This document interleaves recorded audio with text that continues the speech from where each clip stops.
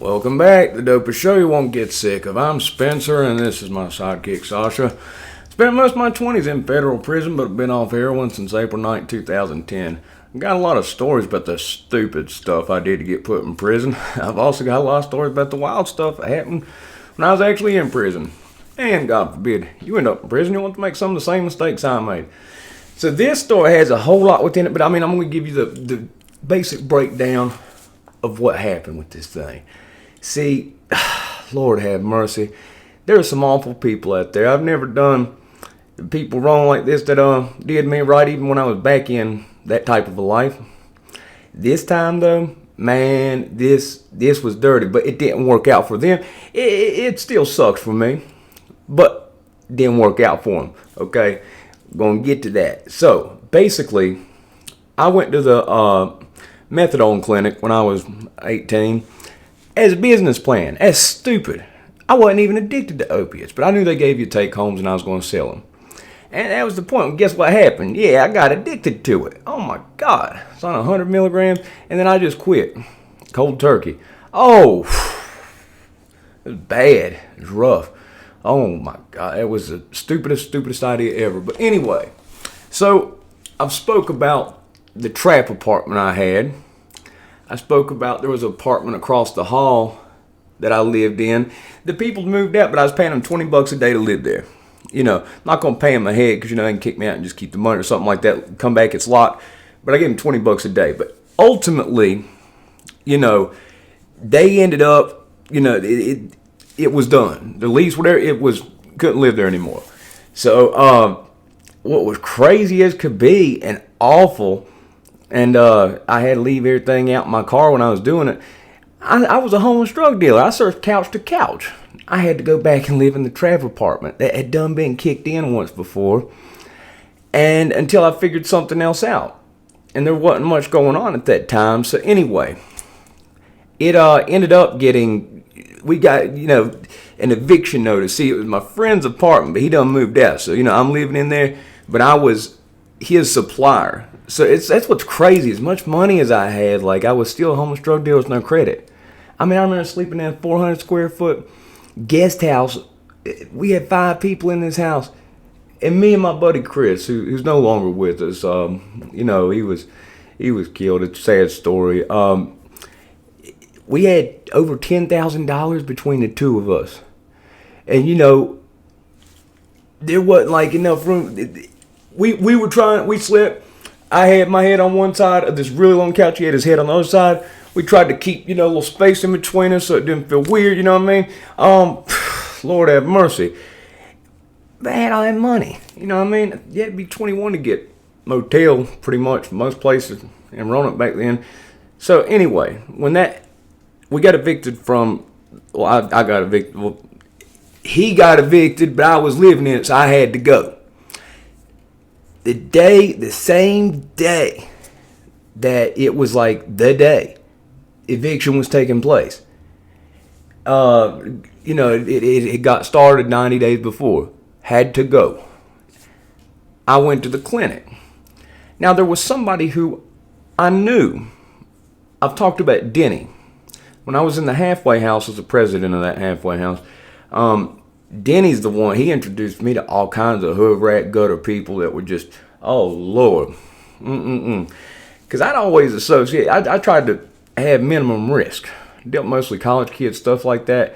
But this one place we went by one evening, there was this kid. I mean, this kid looked crazy. I mean, crazy as could be. He had long hair, like looked like he'd be a skater. He don't know nothing about skating though. He don't know much about anything except that lie, always telling lies. But we went over to this couple's house. Now, the couple who were allowing him to stay there, they were normal and cool, but this guy just acting wild. And that was during the time I remember we stopped by their house because Denny was doing a whole bunch of e-pills, getting rid of stuff like that. This guy who was living with them, they were getting paid to have him live with them by his dad with opiate pills. Okay, I'm getting ready to make how this up. So I just met him that one time, but I knew him from that. And you know, but I knew he was a little crazy and everything else. But I mean, I need a place to stay. So you know, I see them there, and I mention, you know, yeah, I got this, what's up? You looking for anything? And they're like, yeah, blah, blah, blah, this and that. And then we got to talking. I steered it in the direction. I'm like, well, shoot, man, I ain't been out there before. It'd be cool. Come with us. Of course you want your dealer to be with you. So that way you can get more whenever you want. And apparently they just gotten the refill. When these people got the refill, 120 80s a month, like 120 Xanax a month. It was like a BS doctor, okay? He got some type of settlement, something like that. They went to the methadone clinic too. He got 80s at the doctor, but he went to the methadone clinic. See, the methadone clinic, there's a way people circumvent the whole doctor shopping type thing, because at the pharmacy, they can't see, well, he goes to the methadone clinic. He shouldn't be getting any Oxy 80s, okay? So some people go to the clinic and then they'll go get pills at a doctor too, which is what he was doing.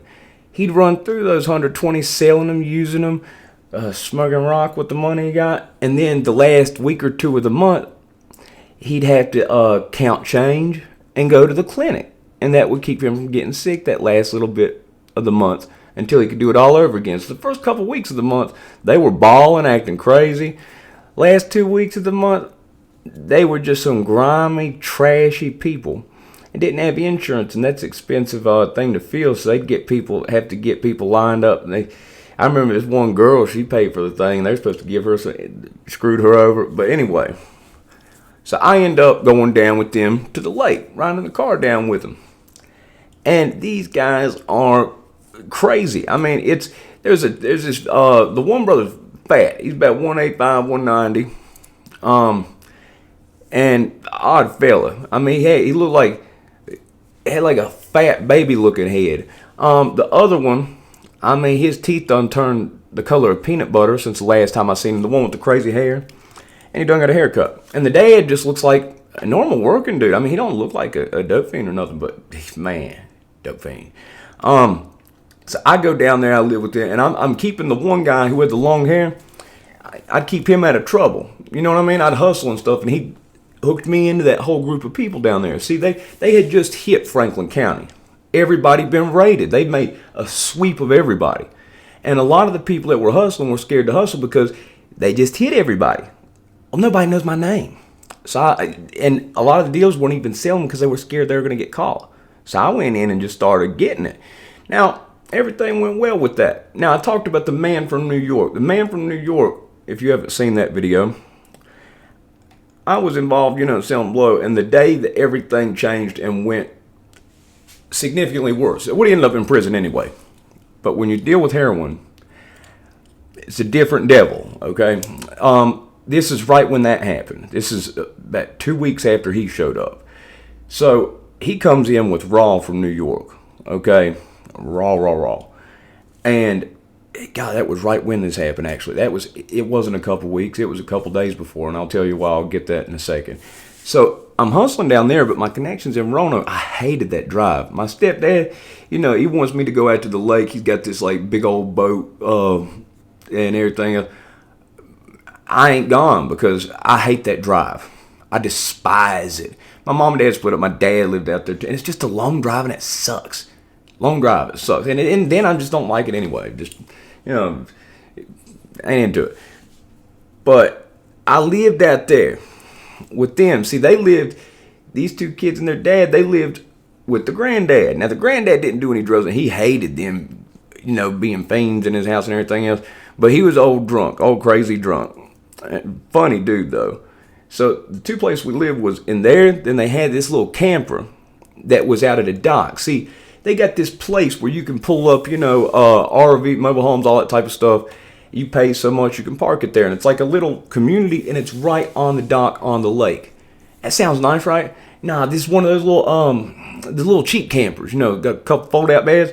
Man, I was sleeping in that thing. We didn't even have a TV, barely got phone service. Oh, man, it wasn't good. I was talking about as much money as you have, that sucks. I mean, shoot, that's practically, that's dang near like camping out in the woods almost. I mean, this place sucked.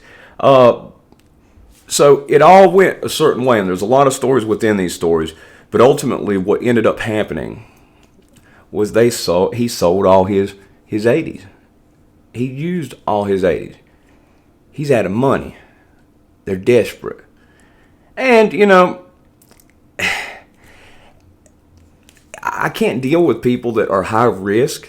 So when they would do high risk stuff that would risk them getting arrested and risk getting me arrested, I'd say something about it. I wasn't rude, but I think I annoyed them a bit. And, I think, I was ready to go. They were ready for me to go. And there was a situation where my car ended up getting towed, which was a hilarious situation. It's funny now. It wasn't funny at the time. Oh, man, I'll tell that one another day, too. I don't know how we didn't get arrested that night. Had to hide something out in the woods. Dogs came and everything. I don't know how it didn't happen. Got lucky on that one. But yeah, even if they had found it, it wasn't on me. But anyway, so I sensed that, I need to get out of this place, but I don't have a car. And I'm at this place, and the tensions are high and everything else. Okay, so the night that everything happened, I was selling blow, and I was selling, the raw dope too, because it was right when the guy from New York came, because it was what I had was untouched. It was unmessed with. It was too good, and by saying too good, I should say too bad. The higher period, the worse it's going to be, worse addicted you're going to get. This was something else, okay? People think, oh, that's raw. No, there's raw, then there's raw. Like, there's a difference. Like, the tiniest little bit, just, it was too good. And it was too dangerous, too. But anyway, that was what I had at the time, and I think because I had that might have influenced them trying to pull a jack move on me. So that night, to go get more, there was this girl that drove me down. She wanted some blow, but I went ahead and read up with that too. She drove me down. She drove all the way out to pick me up, all the way down to take me to re-up, all the way back to drop me off, and all the way back. That's some drug addict stuff, okay? If you're willing to drive 3.5 hours to get an 8-ball, that's some addict stuff. Let's be real about it. So she drops me off, and I've got my blow, but I re-rocked it. Remember that. The dad of this family, he's got some raw from somebody that's in town. I think he traded some of the last of his 80 something, and probably doing so thinking, well, it's okay, we'll jack him. And they're all smoking this stuff up, and some sniffing it. And there's this other guy who's at the house too, okay, and he bought some of it too. Now he went to the clinic with them. So stuff is, drinking liquor, everything else, and it's just stuff starts feeling weird. I feel like not right, like somebody has put something in my like I've accidentally like I've been drugged. And I had. And I called my mom, and she was out of town, and I'm like, Mom, somebody needs to come. Something bad might happen. Please. I said, I know I'm missing. I know you let me do my own thing. I need you to help me. I don't know what's going to happen, but, this might be the last time we talk if we don't get out. My mom called my dad, and she'll tell you about this. And, she basically told him, because he wasn't wanting to drive down there, and she said, I will literally kill you if something happens to him and you were too stubborn to not go pick him up. So he agrees to pick me up, but not until the next morning, okay? Needed somebody to come pick me up then. This out there, I had no way to get back. It's like 45 to an hour. Had nobody, and I knew something bad was coming. Imagine thinking that the whole night. And I felt it, but I wasn't 100%, but I felt like it. And I knew it was time for me to get out of there. And I was going to, act like, yeah, I'll come back in a little bit. I'm just going to go grab some stuff. I'll be back, and then just dip out. The tensions that arose to that moment. So the guy who's the friend from the clinic who's also bought some coke, there's something that happened with him. But the dad had gotten a refill of Xanax, 120 of them. He ended up giving me 100 of them, or whatever he had remaining, for an 8-ball of my cut blow. That was a 50-50 cut, and I rewrote the piss out of it. And I'm thinking, it's odd he wants to trade me, all the rest of his Xanax for my 50-50 blow that they know I've cut the dog piss when he's got this raw. Whatever, I'll get it from him. And, the reason, I'll get to that in a minute. The friend who's from the clinic of theirs, I trade him those Xanax, and he gives me some of that uncut blow, and I went ahead to using that. And he ends up leaving later on, and I ended up hiding what I had on me. Okay, they kept asking for stuff for free. I was generous in giving them deals, but you can't just give you what I got. You got to give me at least what I got. And now they're out of money. They're not as pleasant anymore.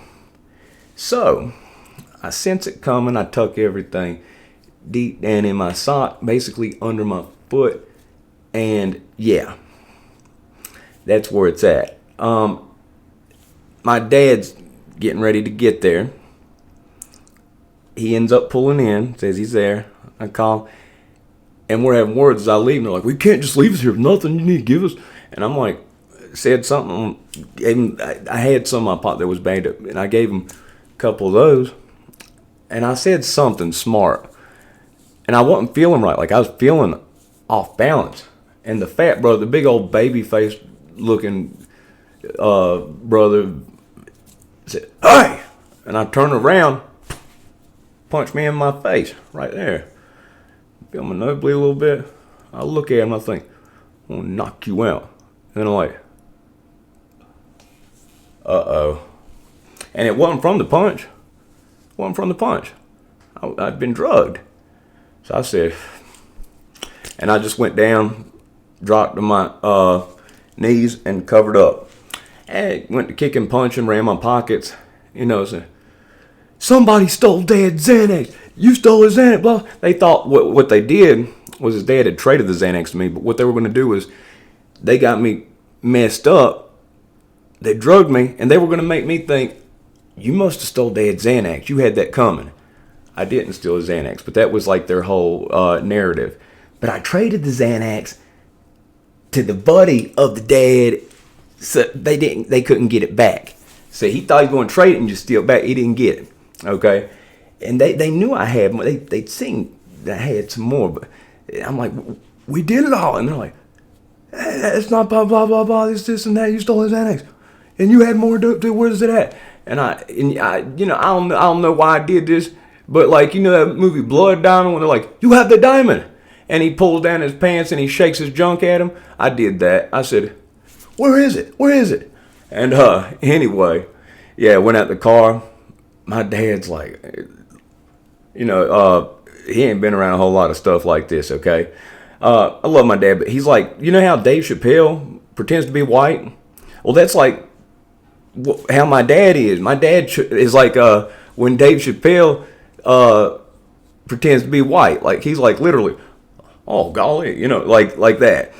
And I get in the car, and I guess the dad realizes, "Oh shoot, this guy's dad's picking him up, and he's got a bloody mouth and he's messed up." He starts coming out towards the car, and he's like waving, trying to. My dad burned out of there. Nope, gone. As soon as we got to going, I texted him. I said, "Y'all got to be the stupidest rednecks I ever met. You're gonna try to rob somebody with this setup." I said, "First off, you lost your Xanax. Second off, you didn't get nothing. All that for nothing. And you didn't check my shoes. You didn't check my socks." Oh, I was talking crap. And what I found out ultimately was they crushed up Xanax and put them in my liquor. I heard it from people that knew them. And yeah, they didn't get a thing. And as a messed up time, these are the situations we put ourselves in when we're addicts and we're out there hustling and everything else. They're bad situations. I could have lost my life that night. Could have died from them poisoning me. Could have died when they're trying to rob me. They could have had me buried somewhere. My dad said, "Oh, we don't know where he is. He went walking that way." Could have happened, But anyway, my dad took me to the guy who I've told you about multiple times. Dad's trying to take me here or there, and I was like, wasn't having that. But I need to go somewhere where I could sleep this off, that I wouldn't have somebody try to run my pocket to rob me or nothing. The guy I told you about, which is funny that I go to his house, the guy who gets robbed all the time. I want to go somewhere so nobody will steal what I got, and I go to the guy's house who gets robbed every Wednesday and then again every other Sunday. The guy who showed up the first time he bought stuff off me, got $6,000, gave me and my Denny $6,000, let us drive, go get it. He didn't even know our names. And then we brought it back, and he cried because his headlights were out, and we had to follow him back home. Thought we were getting set up, but no, he's just stupid. Hustler, he did more. Man, that guy had a higher tolerance than anybody. But I called him because I knew he'd know how I felt, because he got robbed all the time. He got jumped all the time. And, I didn't. But I knew that he's somebody who'd been through that. And I told him that. And he's like, oh, man, come on. And he's usually kind of a prick. But when I told him that, he let me come stay there.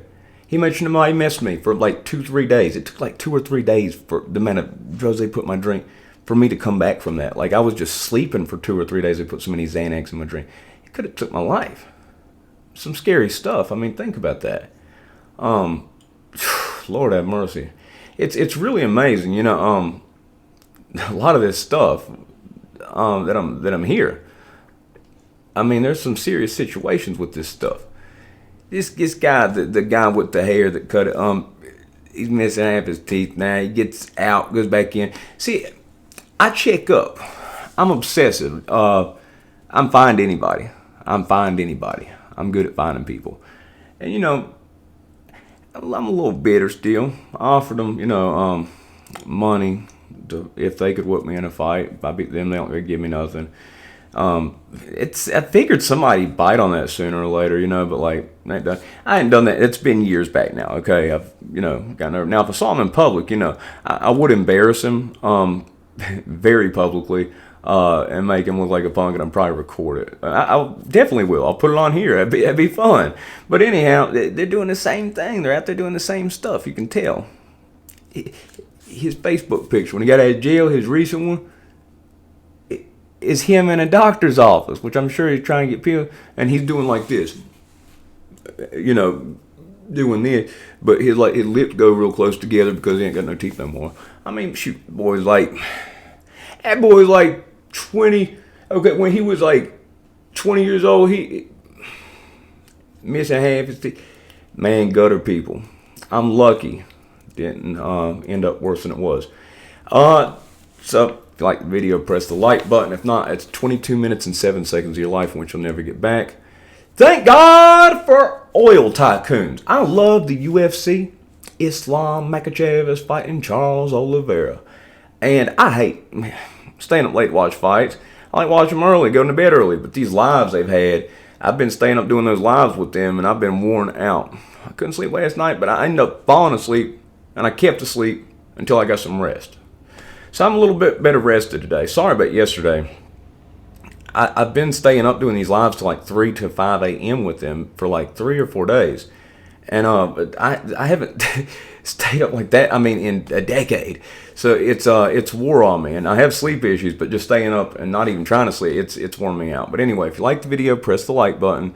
Also, my judo coach's daughter, she's as good at singing as he is at judo. And he was an Olympian. He competed in Sambo overseas. Okay, same thing. Islam Makhachev was a champion in Sambo. Tarek competed in. I'm gonna leave a little link to her channel. Pretty girl.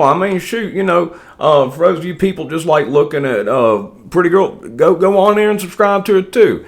Tarek's like my dad. Okay, his daughter just moved back here from West Coast, and this girl's got talent. Okay, and it'd mean something to me if you guys would do it.